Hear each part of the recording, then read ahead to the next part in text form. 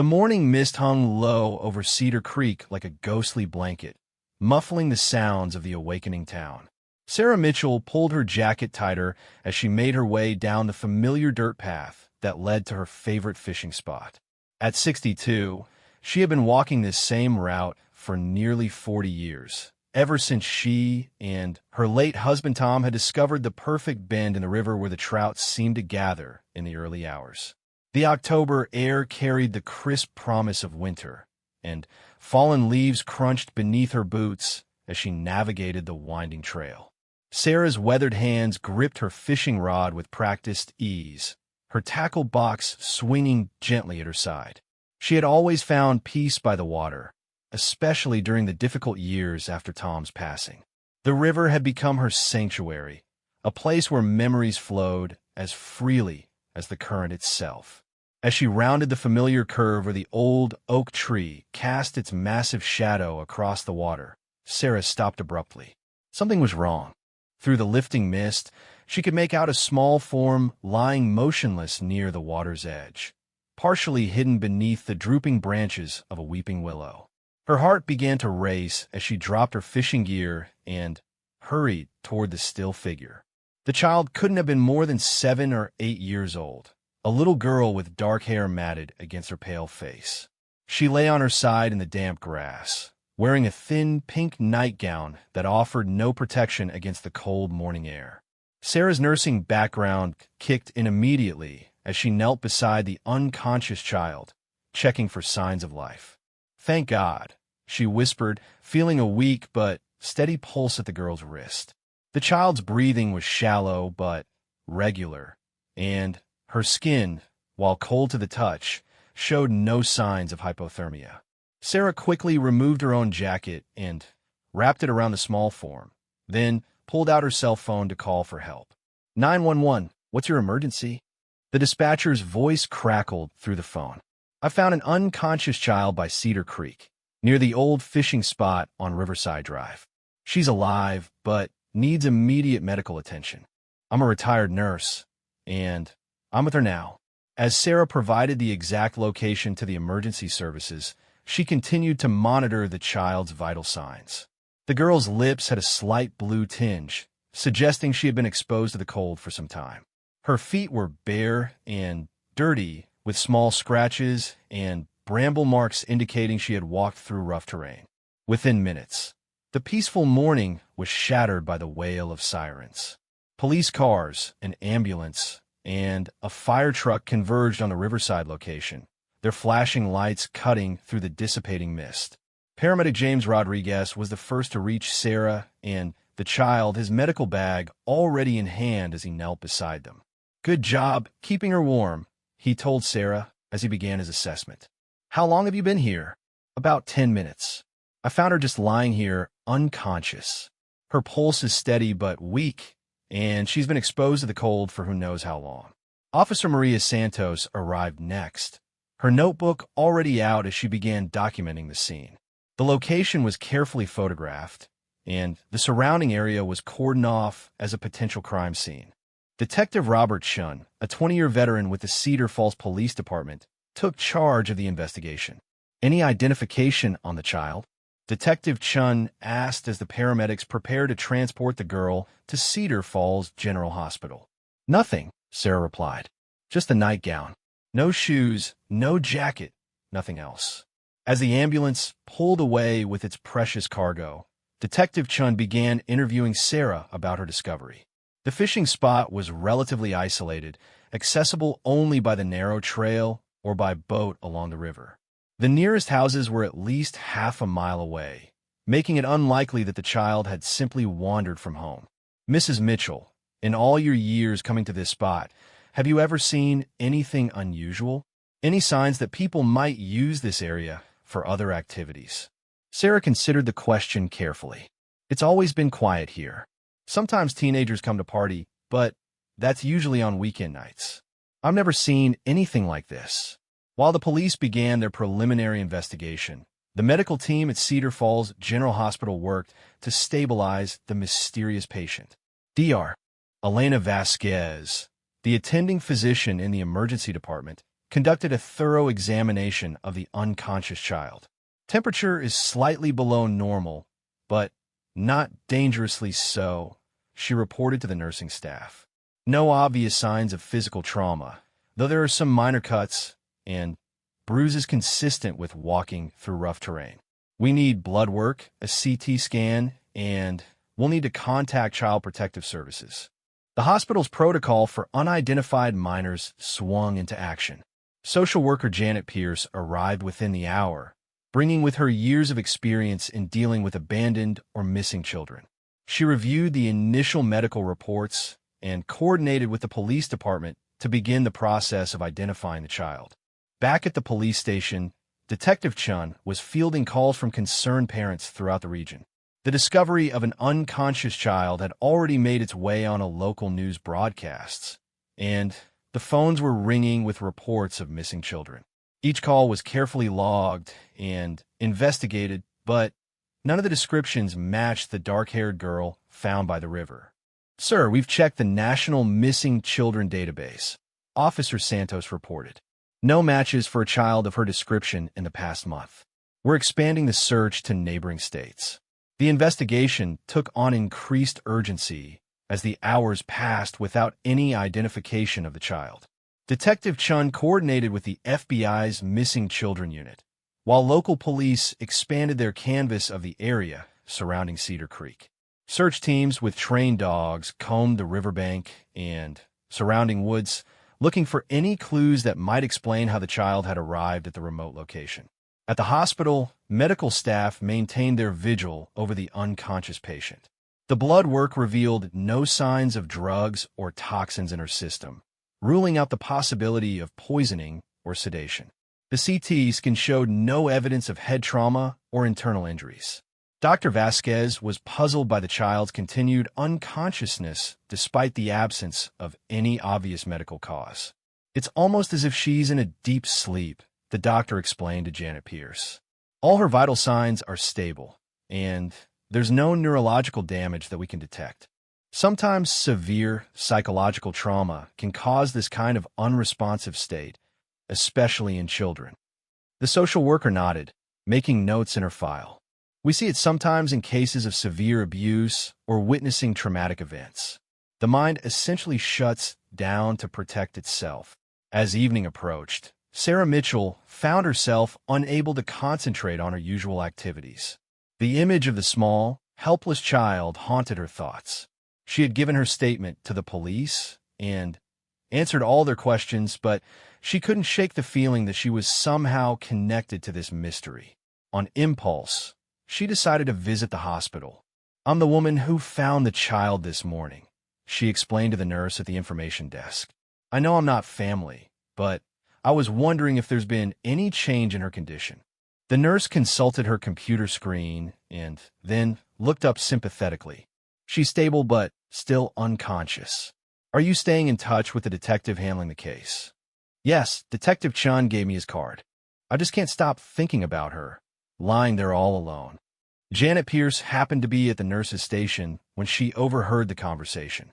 She approached Sarah with professional kindness, recognizing the genuine concern in the older woman's voice. "Mrs. Mitchell, I'm Janet Pierce from Child Protective Services. I understand you're the one who found our patient."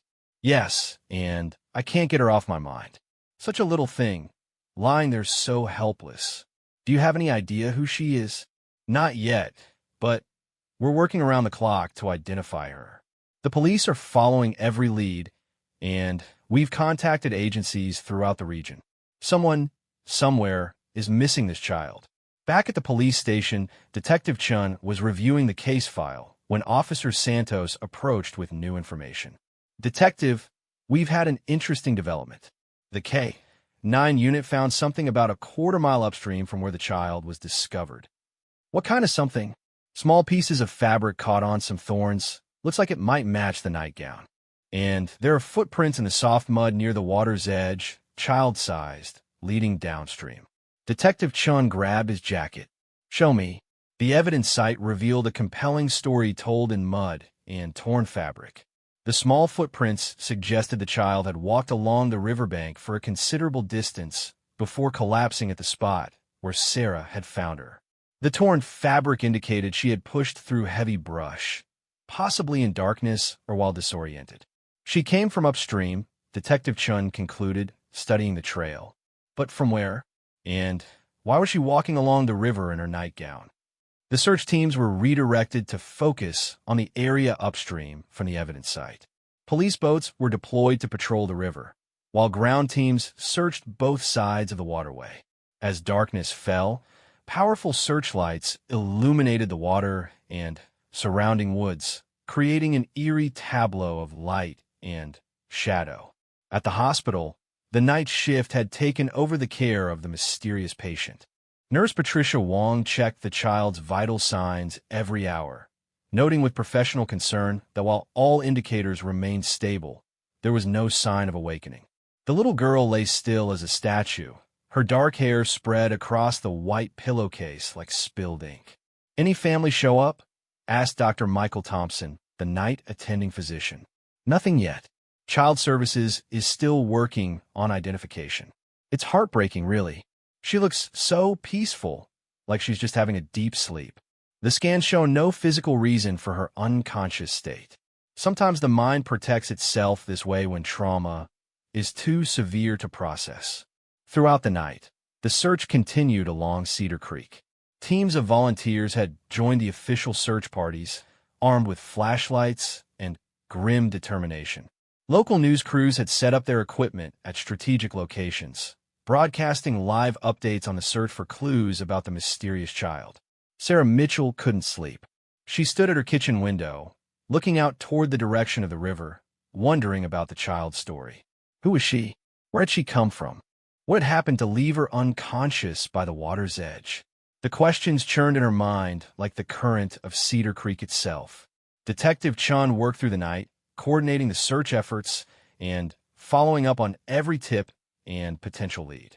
Missing persons reports from neighboring states were cross-referenced. Social media posts were monitored for any mention of a missing child, and hospital emergency rooms throughout the region were contacted to check for any unusual admissions in recent days. Detective Officer Santos called out from her desk at 3 a.m. "We may have something." A call just came in from a truck driver who thinks he might have seen something unusual about 2 nights ago. The truck driver, Harold Big Jim Peterson, had been driving his long-haul route along Highway 47, which ran roughly parallel to Cedar Creek about 2 miles inland. At approximately 2:30 a.m., 2 nights prior, he had noticed what appeared to be a vehicle pulled off the road near the bridge that crossed the creek. "Didn't think much of it at the time," Big Jim explained over the phone. "People pull over to rest all the time. But there was something about it that stuck with me. The car had its hazard lights on, but there was nobody around that I could see." Detective Chun took detailed notes of the truck driver's account. The timing and location could be significant, placing a mysterious vehicle near the creek around the time the child might have begun her journey downstream. "Can you describe the vehicle?" "It was dark, hard to make out details in my headlights. Looked like a sedan, maybe dark blue or black.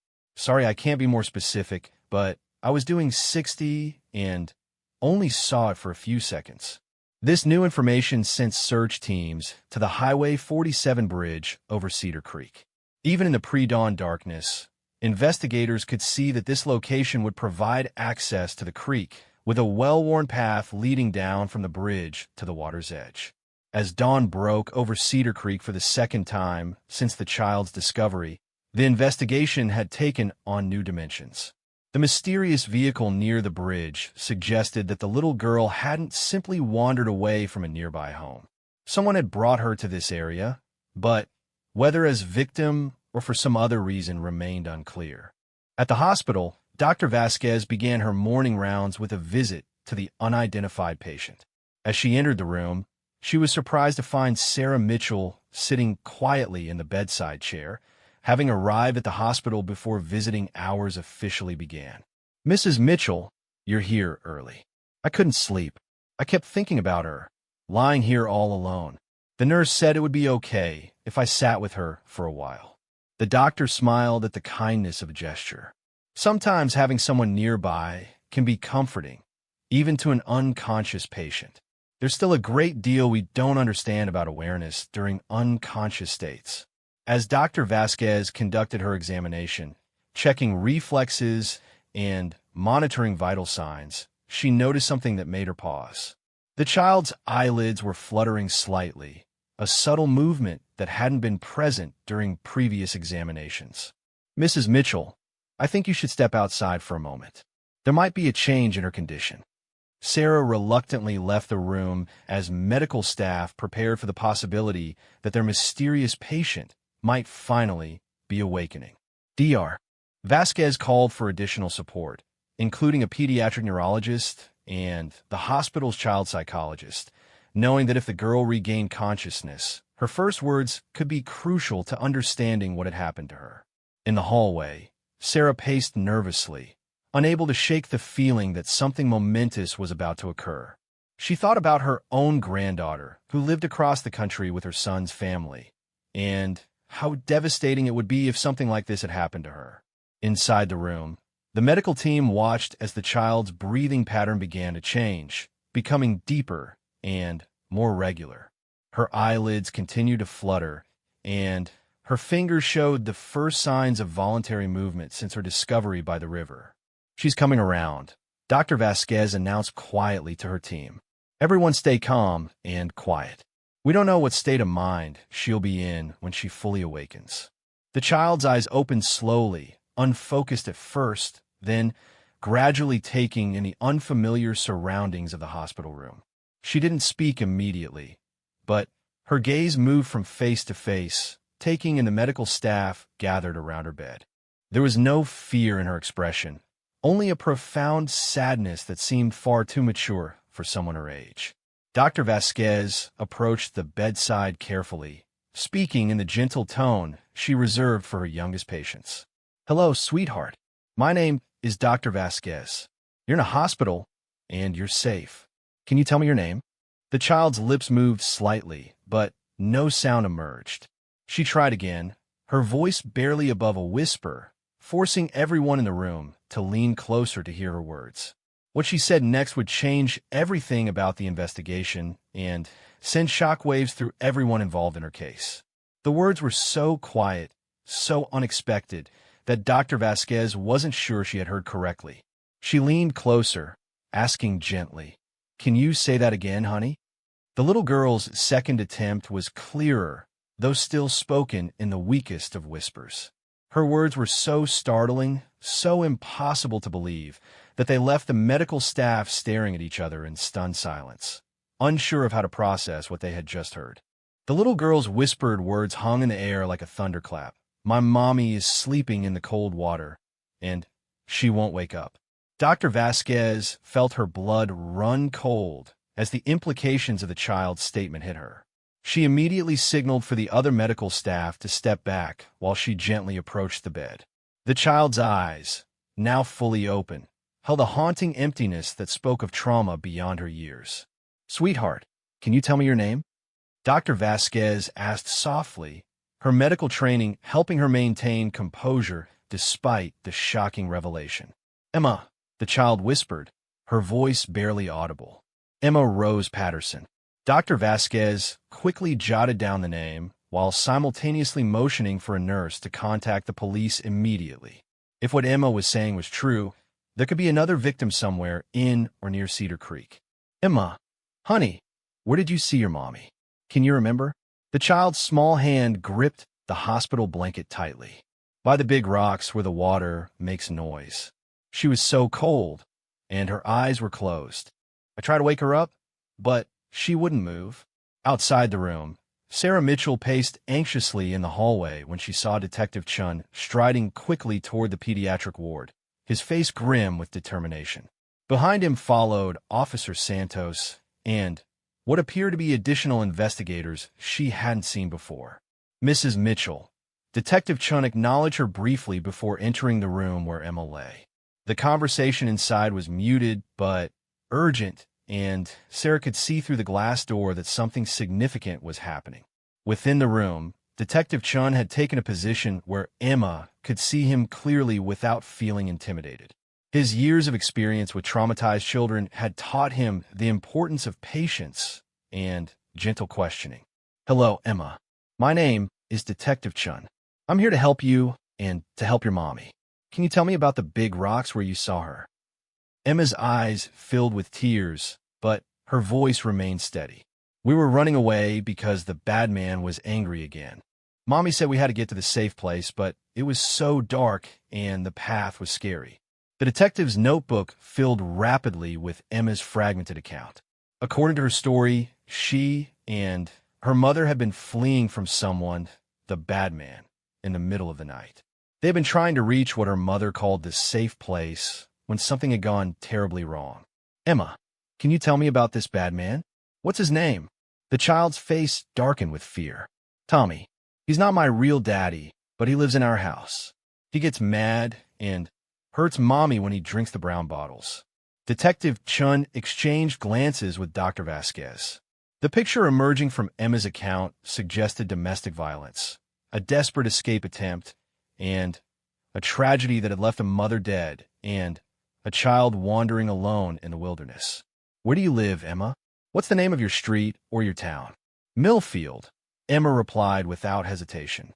"On Maple Street, the house with the broken fence and the mean dog next door." Officer Santos immediately left the room to radio for units to be dispatched to Millfield, a small town about 15 miles upstream from Cedar Creek. The information would allow them to identify the mother and potentially locate the suspect Emma had described as Tommy. Meanwhile, search and rescue teams were being mobilized to search Cedar Creek more intensively, particularly focusing on areas with large rocks where water might create the sound Emma had described. The child's account suggested her mother's body was somewhere in or near the creek, possibly having fallen or been pushed into the water during their midnight flight. Dr. Vasquez continued her gentle questioning, trying to piece together the timeline of events. "Emma, after you saw your mommy by the rocks, what did you do?" "I sat with her for a long time. I kept telling her to wake up, but she was so cold. Then I got scared because the bad man might find us, so I started walking like Mommy told me. She said to follow the water to the safe place." "How long did you walk, honey?" Emma's small face scrunched in concentration. "It was dark, then it got light, then it got dark again. My feet hurt so much, and I was so hungry. Then I couldn't walk anymore, and everything went black." The timeline suggested Emma had been walking along the creek for over 24 hours before collapsing from exhaustion, dehydration, and exposure. The fact that she had survived such an ordeal while wearing only a nightgown spoke to both her remarkable resilience and the mild October weather that had likely saved her life. At the same time, emergency units arriving in Millfield were conducting a welfare check at the address Emma had provided on Maple Street. The house matched her description perfectly. Broken fence, neighboring property with a large, aggressive dog, and signs of recent disturbance. Officer Mike Rodriguez knocked on the front door of the modest two-story home while his partner, Officer Janet Walsh, circled around to cover the back exit. The house appeared empty, with newspapers piled up on the front steps and mail overflowing from mailbox. "Police, we're conducting a welfare check," Officer Rodriguez called out as he knocked again, more forcefully this time. A neighbor emerged from the house next door, an elderly man walking with a cane who seemed eager to talk. "They left 3 nights ago." The neighbor, Harold Getz, volunteered. "There's a lot of shouting and crying. Then I heard a car start up real fast. Haven't seen them since." "Do you know the people who live here?" "Lisa Patterson and her little girl Emma. Nice woman, but that boyfriend of hers, Tommy Brennan, he's bad news. Always drinking and causing trouble. Lisa was scared of him, I could tell." Officer Rodriguez radioed the information back to headquarters while his partner checked the perimeter of the house for signs of forced entry or violence. The front door was unlocked, and the interior showed clear evidence of a hasty departure. Drawers pulled open, clothes scattered, and personal items left behind. "This looks like someone left in a hurry," Officer Walsh reported as they moved through the house. Bedroom upstairs shows signs of struggle. Broken lamp, picture frames on the floor, bed sheets pulled off. In Emma's bedroom, the officers found more evidence of the family's desperate flight. The child's clothes were scattered as if someone had been hastily packing, and a piggy bank had been broken open, its contents gone. Back at the hospital, Emma was becoming more responsive as the medical team ensured she was properly hydrated and nourished. Child psychologist Dr. Amanda Foster had joined the team to help guide the questioning in a way that wouldn't further traumatize the young victim. "Emma, you've been very brave telling us about what happened," Dr. Foster said gently. "Can you tell us more about Tommy? What does he look like?" "He's bigger than Mommy, with yellow hair that's always messy. He has pictures drawn on his arms with needles, and he smells like the brown bottles. He drives a black car that makes loud noises." Detective Chun was building a comprehensive profile of Tommy Brennan based on Emma's description and the information coming in from the Millfield investigation. The pictures drawn with needles clearly refer to tattoos, and the black car that makes loud noises suggested an older vehicle, possibly with exhaust problems. The search teams along Cedar Creek had divided into several groups, each focusing on different sections of the waterway between Millfield and the point where Emma had been found. They were looking specifically for areas with large rocks and white water that would match the child's description of where she had last seen her mother. Search and Rescue Coordinator Captain Tom Bradley directed the operation from a command post set up near the Highway 47 bridge.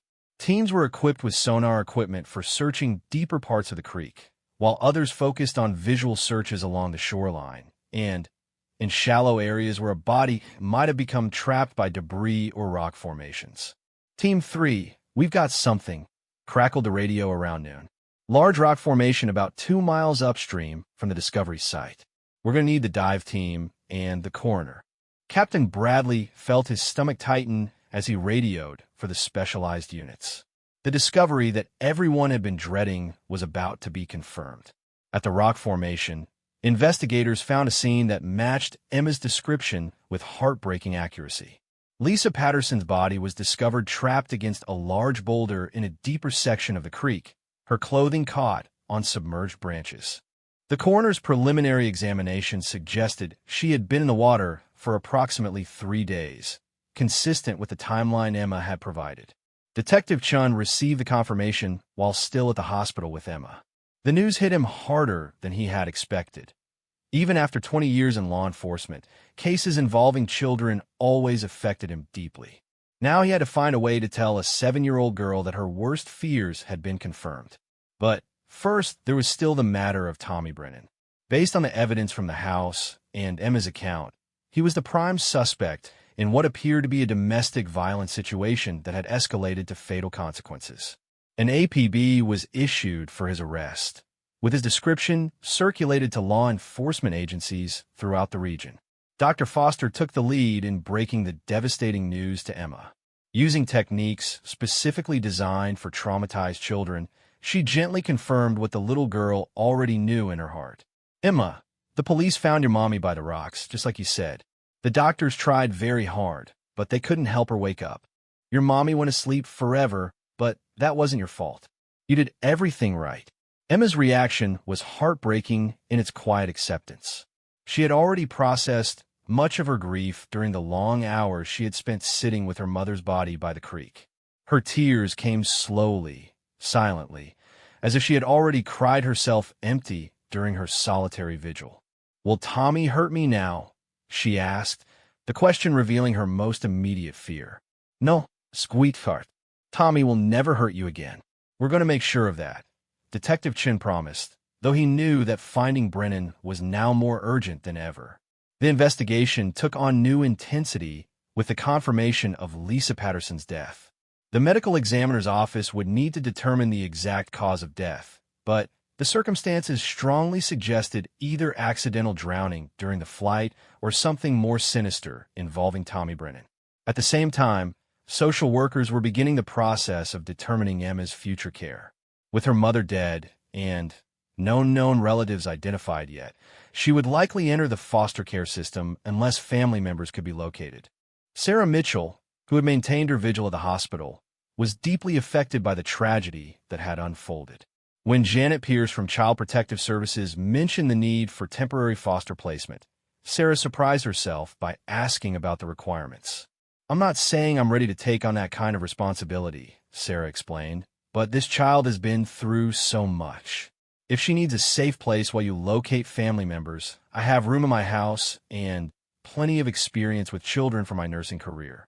The suggestion was noted, though the process of approving foster placements involved extensive background checks and home studies that would take time Emma didn't necessarily have.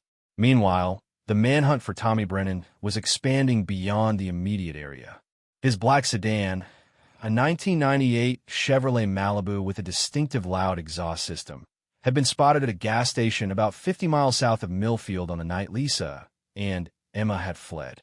Security camera footage showed a man matching Brennan's description purchasing beer and cigarettes, apparently unaware that his victims had escaped. He doesn't know yet, Detective Chun observed as he reviewed the gas station footage. He thinks they're still hiding somewhere, or maybe that they got away clean. That might work in our favor. The investigation revealed more details about the Patterson family's desperate situation. Neighbors described months of escalating violence, police reports that had been filed but not followed through, and Lisa's growing fear for her and Emma's safety. Friends reported that Lisa had been secretly saving money and making plans to leave, but Tommy's increasingly erratic behavior had forced them to flee before she was fully prepared. "She came to the shelter about a month ago, asking about our programs," reported Janet Miller, director of the Millfield Women's Crisis Center. "She was scared but not ready to leave yet. She said she needed more time to plan to make sure she and Emma would be safe. I gave her our emergency number and told her to call anytime, day or night." The tragic irony was that Lisa Patterson had been taking the right steps to protect herself and her daughter, but time had run out before she could execute her escape plan safely.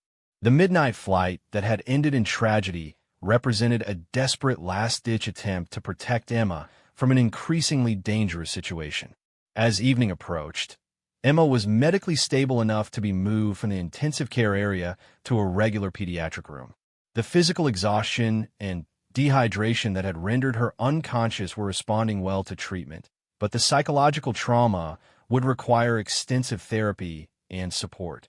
Dr. Foster had arranged for Emma to have access to specialized counseling services, recognizing that the child had witnessed her mother's death and endured a harrowing survival ordeal that would have challenged most adults. The road to recovery would be long and difficult, but Emma had already demonstrated remarkable resilience. "She's an extraordinary little girl," Dr. Foster explained to the assembled case workers and investigators. "The fact that she survived what she's been through, both physically and emotionally, speaks to incredible inner strength. With proper support and care, children can recover from even severe trauma." Detective Chun was coordinating with multiple law enforcement agencies as the search for Tommy Brennan continued.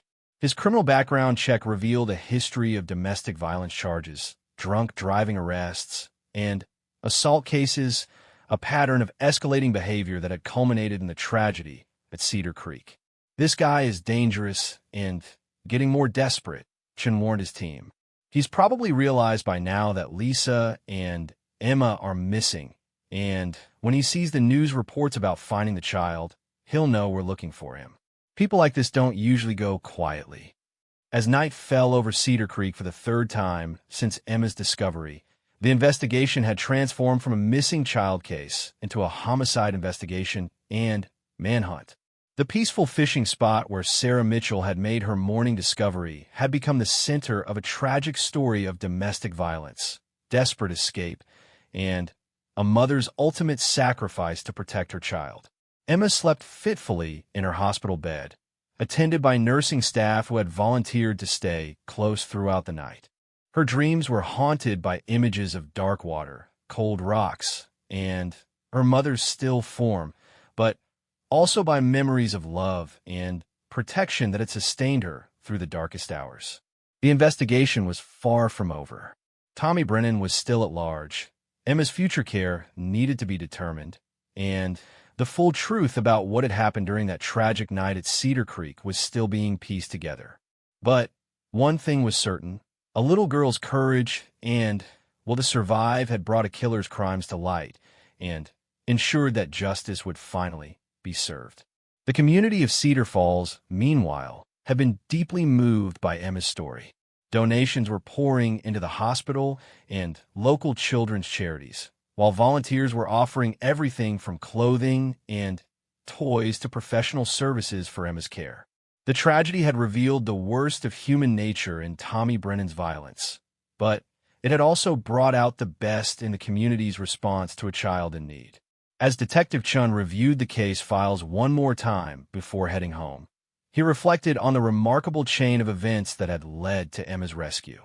If Sarah Mitchell had chosen a different fishing spot, if the weather had been colder, if Emma had collapsed just a few hundred yards further downstream where the current was stronger, any of these factors could have changed the outcome dramatically. But Emma had survived, and now it was up to the adults in her life to ensure that her survival led to healing, justice, and hope for the future. The little girl who had whispered words of tragedy had also brought truth to light, and her courage would not be forgotten by anyone who had been touched by her story. The break in the case came 72 hours after Emma's shocking revelation, in the most unexpected way possible. Tommy Brennan walked into a police station in a town 200 miles away, drunk, disheveled, and demanding to know where his family was.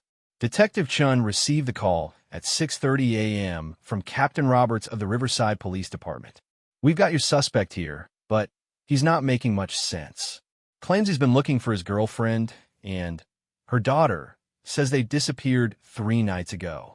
He seems genuinely confused about why we're treating this as a criminal matter. Don't let him sober up before I get there," Chin instructed as he grabbed his jacket and keys.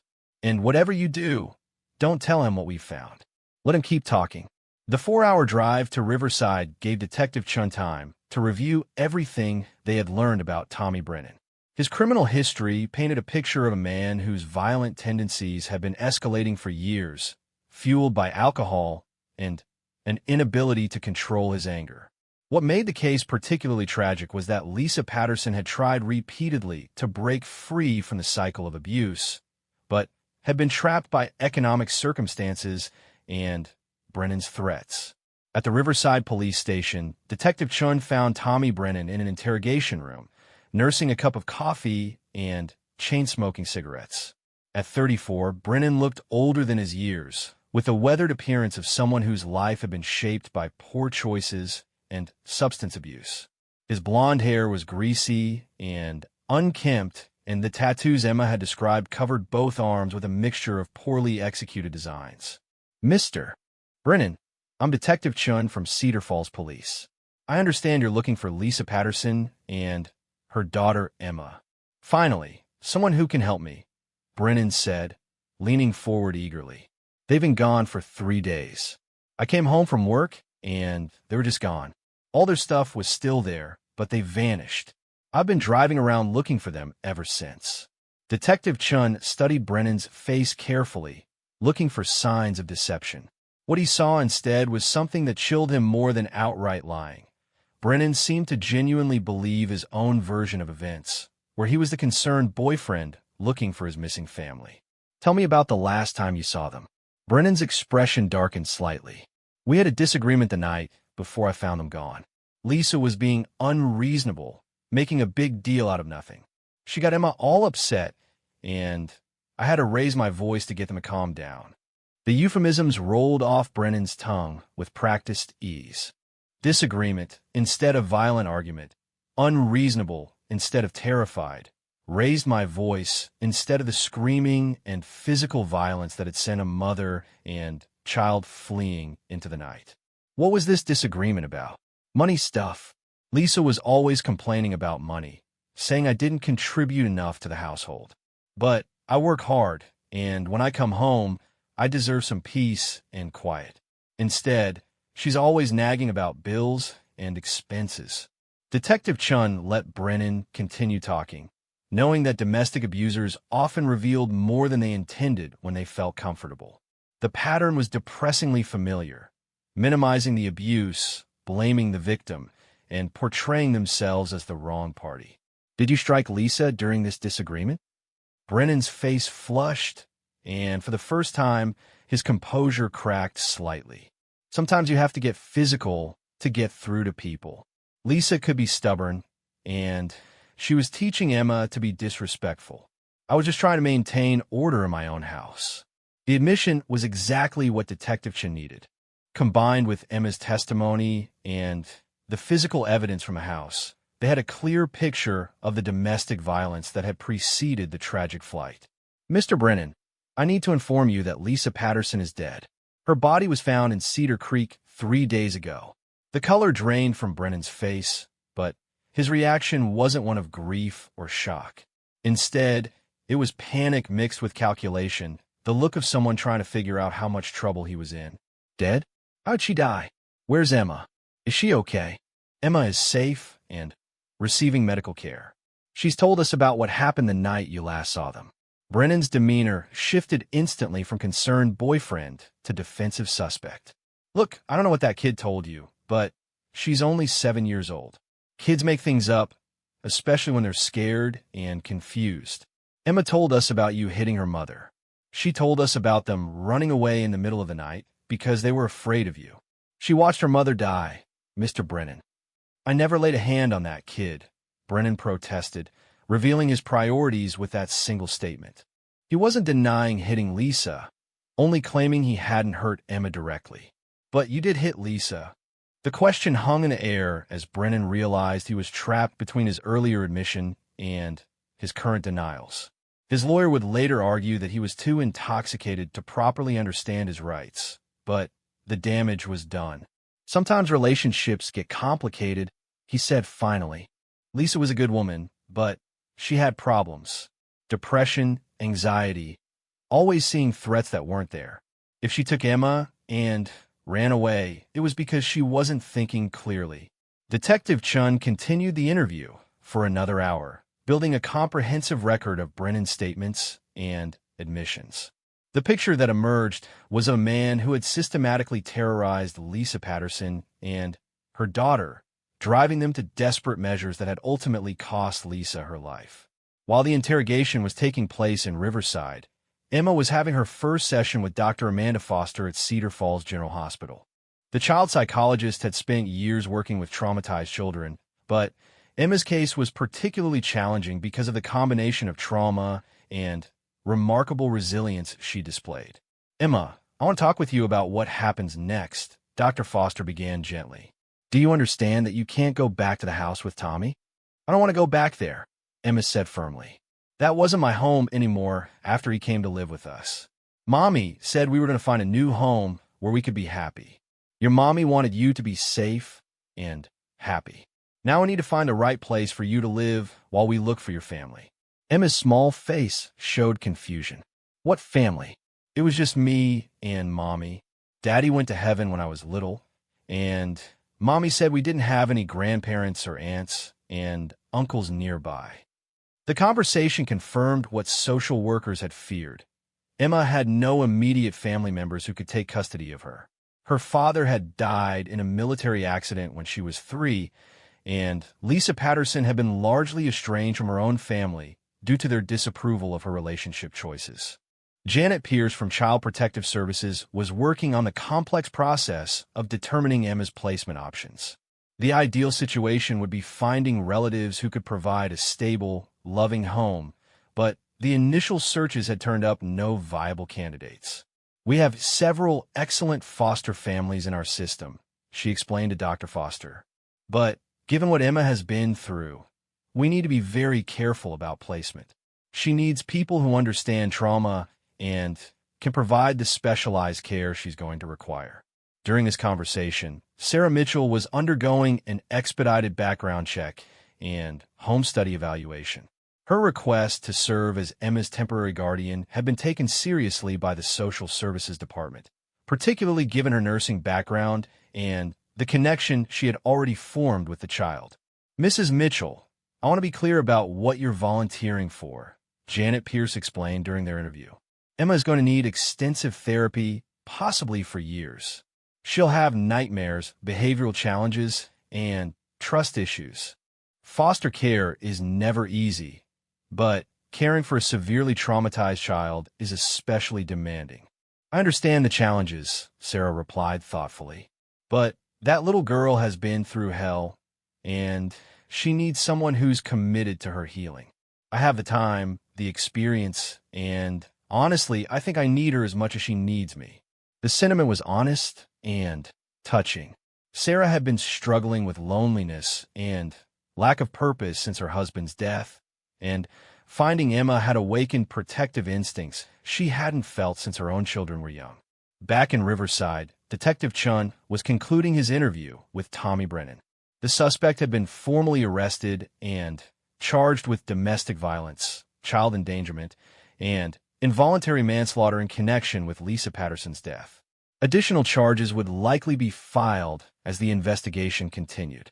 The DA wants to go for murder too, Chun explained to his captain during a phone call. The argument is that Brennan's pattern of escalating violence created the circumstances that forced Lisa to flee, directly leading to her death. It's not a slam dunk, but we've got enough for a strong case. The legal proceedings would be complex, involving questions about direct versus indirect causation in Lisa's death. But regardless of the specific charges, Tommy Brennan would be facing significant prison time for his role in the tragedy. Emma's story was beginning to spread beyond the immediate community. News outlets had picked up the remarkable tale of a 7-year-old girl who had survived for days alone in the wilderness after witnessing her mother's death.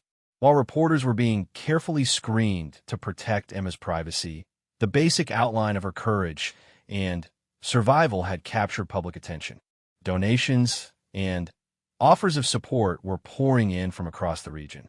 Families were volunteering to provide foster care, therapists were offering pro bono services, and children's advocacy groups were rallying to ensure Emma would have every possible resource for her recovery. It's overwhelming in the best possible way, Janet Pierce admitted as she sorted through the offers of help. Emma's story has touched people deeply. Everyone wants to do something to help. You'll be very safe. And I'll help you remember your mommy in happy ways, not just sad ones. The promise seemed to resonate with Emma, who had been struggling with conflicting memories of her mother, the loving parent who had read her bedtime stories, and the desperate woman who had died trying to protect her.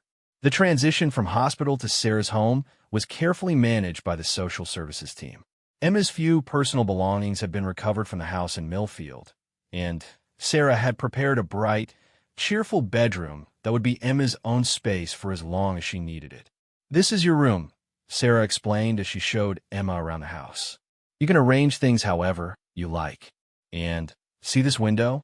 It looks out over the garden, not toward the creek. I thought you might not want to see the water for a while." The thoughtfulness of the gesture wasn't lost on Emma, who had indeed been having nightmares about dark water and cold rocks. Having a bedroom that faced away from reminders of that trauma was exactly what she needed. Dr.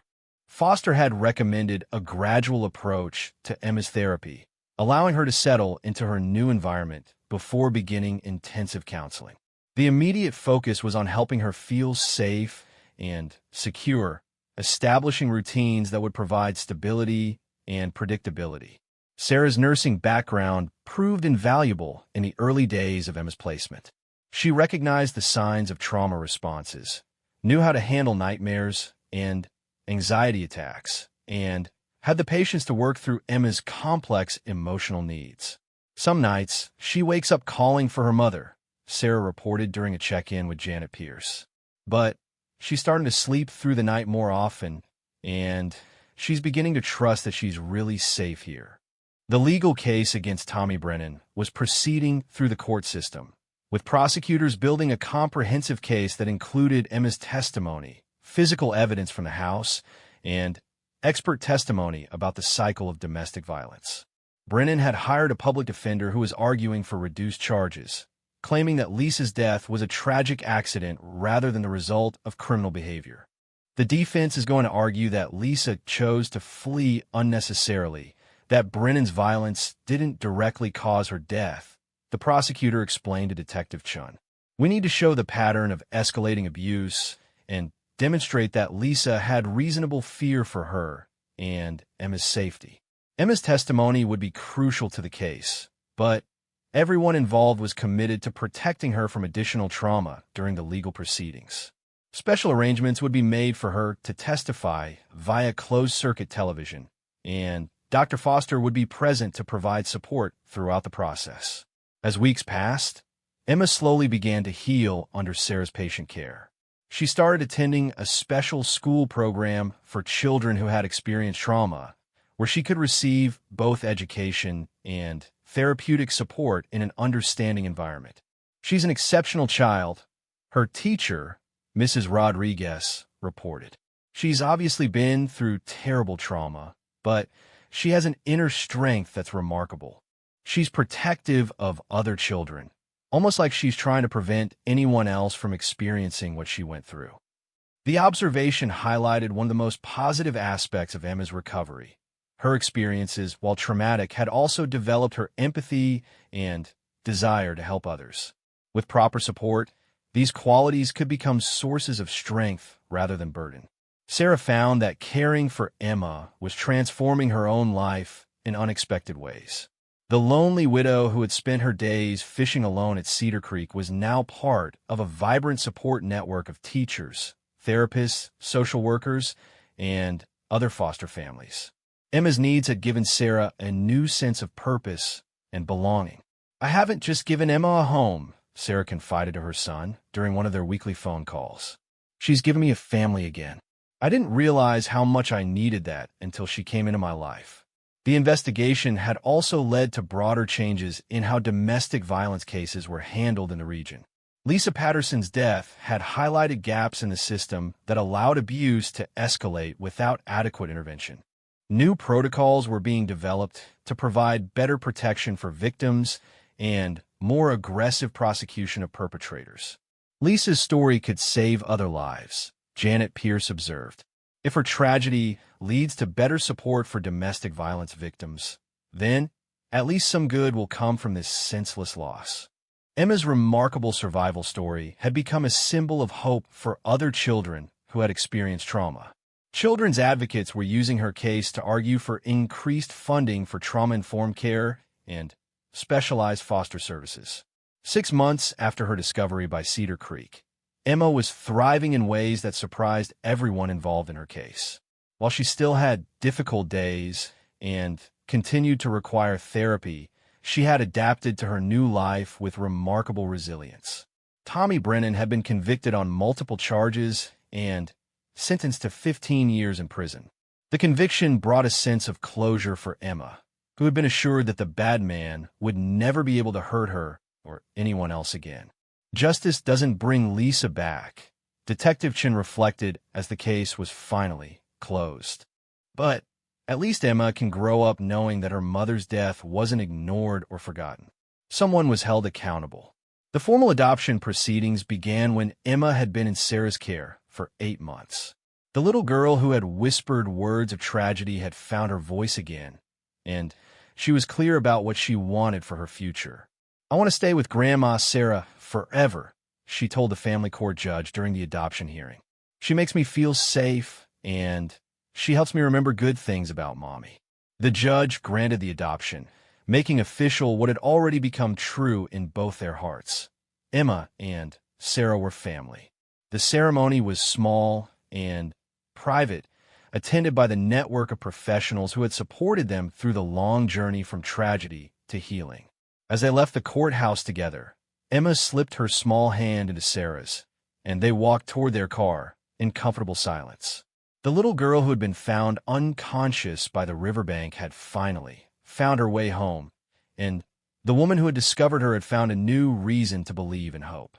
The creek where it all began continued to flow peacefully through Cedar Falls, carrying away the memories of that tragic night while nurturing new life along its banks. Sometimes, on quiet mornings, Sarah and Emma would visit the spot where their lives had intersected, not to dwell on the darkness of the past, but to celebrate the light they had found together. Emma's whispered words had indeed left everyone in shock, but They had also led to justice, healing, and the creation of a new family forged in the crucible of tragedy and blessed by the miracle of survival. The little girl's courage had not only saved her own life, but had also brought meaning and purpose back to the woman who found her, proving that even in the darkest moments, hope could still take root and grow.